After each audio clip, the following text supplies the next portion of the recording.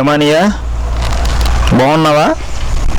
ఏంటి చాలాసేపు నుంచి నేను చూస్తున్నాను, అలా మౌనంగా ధ్యానంగా చుట్టూ పట్టుకుని కూర్చుని ఉన్నావు. తమ్ముడు, టమాటా వేసాను, పెరుగుదల రాలేదు. అది ఏం చెయ్యాలో తెలియటం లేదు, ధీరుగా ఉన్నాను. అన్నయ్య, మొక్క ఎదుగుదల లేదంటున్నావు కదా, మరి ఏ ఎరువులు ఓడుతున్నావు? తమ్ముడు, అందరూ వాడుతున్నట్లే రసాయన ఎరువులు, యూరియా, డిఏపి, బెలాయి, పొటాష్ వాడుతున్నాను. ఓహో అన్నయ్య, నువ్వు రసాయనిక ఎరువులు ఓడుతున్నావా? అందుకే నీ టమాటా మొక్కలు అన్నీ ఎదుగుదల లేకుండా అలా ఉండిపోయి. అవును తమ్ముడు, అందుకే ఏం చేయాలో తోసక ఆలోచిస్తాను. సరే అన్నయ్య, దాని గురించి ఏమీ దిగులు పడకు. సేంద్రీయ వ్యవసాయ పద్ధతుల్లో మొక్క ఎదుగుదల కోసం కోడిగుడ్డు నిమ్మరసం ద్రావణాన్ని ఓడినట్లయితే పంట చాలా బాగుంటుంది అన్నయ్య. సేంద్రియ ఎరువులు అంటున్నావు, అదేదో నాకు తెలియదు. కోడిగుడ్డు నిమ్మరసం అంటున్నావు, అది కూడా నాకు తెలియదు. అదేదో చేసి చూపిస్తావా? అన్నయ్య, సేంద్రీయ వ్యవసాయం కోసం నాకంటే బాగా తెలిసిన ఆయన ఉన్నారు, అడిగి తెలుసుకుందామా మరి? అలాగే తమ్ముడు, ఆయన తీసుకురండి. మన ఊర్లో ఉన్న రైతులను కూడా ఈ విషయం గురించి చెప్తా. అలాగే చెప్పానయ్యా, రేపు అతన్ని తీసుకుని వస్తాను నేను. సరే అన్నయ్య, నేను వెళ్ళేస్తాను మరి.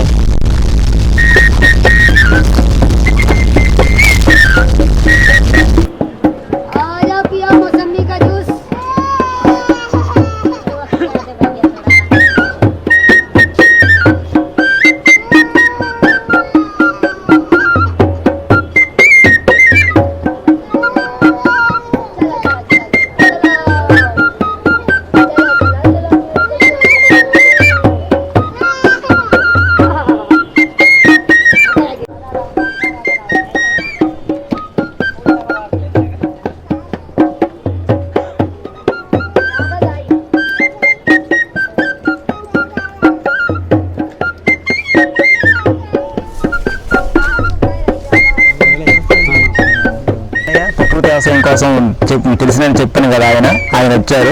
ఆయన అయ్యా, నిన్న మనోడు చెప్పాడు, సేంద్రీయ వ్యవసాయంలో మొక్క ఎదుగుదల కోసం కోడిగుడ్డు నిమ్మరసం ద్రావణాన్ని వాడకం వల్ల ఎదుగుదల ఏ విధంగా ఉంటుంది అనేది మీకు ఈరోజు తెలియజేస్తాను. సరేనయ్యా, దాన్ని తయారు చేసే విధానం చెప్పండి అయ్యా. ఈ కోడిగుడ్డు నిమ్మరసం ద్రావణం తయారు చేయడానికి కావాల్సిన పదార్థాలు: కోడి గుడ్లు 10, గుడ్లు మునిగేంత వరకు నిమ్మరసం కావాలి కాబట్టి తగిన నిమ్మకాయలు తీసుకోవాలి. 250 గ్రాముల నల్ల బెల్లము, వెడల్పు మూతి గల గాజు సీసా 1.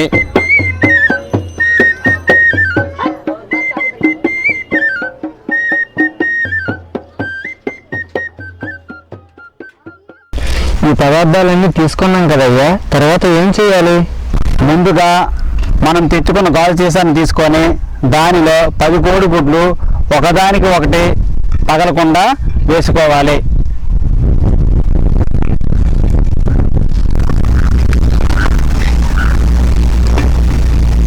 గాజు సీసాలో 10 గుడ్లు వేసుకున్నాం కదా, తర్వాత ఏం చేయాలి? గుడ్డు సీసాలో వేసుకున్నాం కదా, ఇప్పుడు నిమ్మకాయల్ని రసంగా చేసుకోవాలి.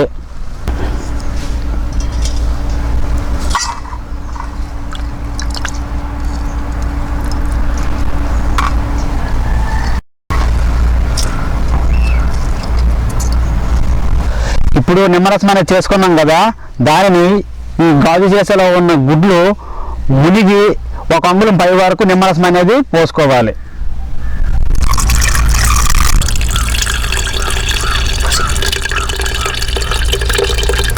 ఆహా, గుడ్లు పైకి 1 అంగుళం వచ్చినంత వరకు నిమ్మరసం పోసుకోవాలన్నమాట. మరి ఆ తర్వాత గాజు సీసాను మూత పెట్టినట్లుగా అయితే గాజు సీసాలో ఉన్న గుడ్ల నుంచి గాలి అనేది బుడగల రూపంలో మనం గమనించవచ్చు.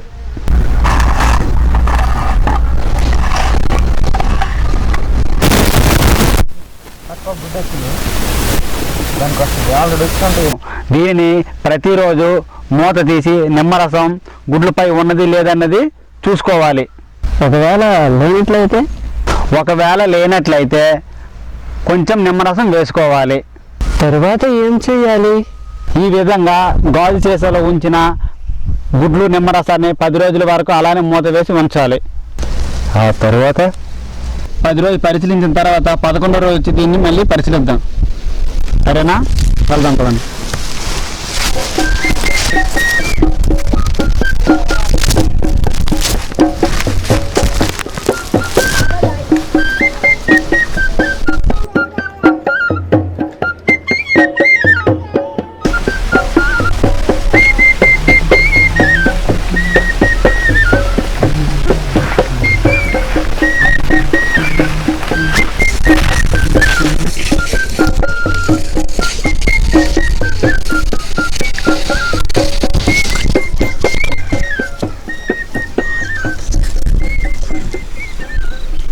అయ్యా, 10 రోజులు ద్రావణం నిల్వ ఉంచాం కదా, ఇప్పుడు ఈ కోడిగుడ్డు నిమ్మరసం ద్రావణాన్ని బాగా పిసకాలి.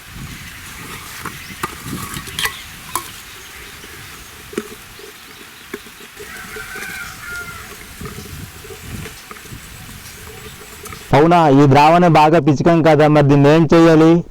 ఈ విధంగా పిసికిన ద్రావణాన్ని ఒక పాత్రలో తీసుకొని వడపోసుకోవాలి. క్లాత్ తీసుకోమ్మా, పట్టు.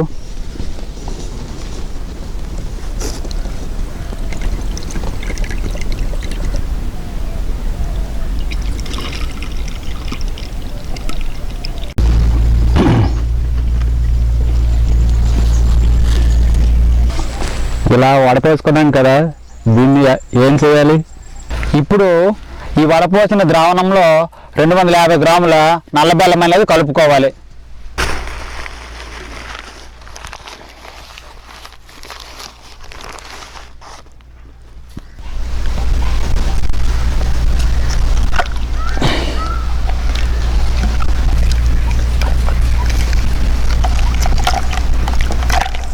అయ్యా, నల్ల బెల్లం వేసుకున్నాం కదా, కోడిగుడ్డు నిమ్మరసం ద్రావణం తయారైనట్లేనా? అయ్యా, మనం అనుకున్న కోడిగుడ్డు నిమ్మరసం ద్రావణం తయారైనట్టే. అయ్యా, ఇప్పుడు ఈ ద్రావణాన్ని మేము ఏం చేయాలి? ఎలా భద్రపరచాలి? అయ్యా, ఇప్పుడు ఈ ద్రావణాన్ని ఒక గాజు సీసాలో భద్రపరచుకోవాలి.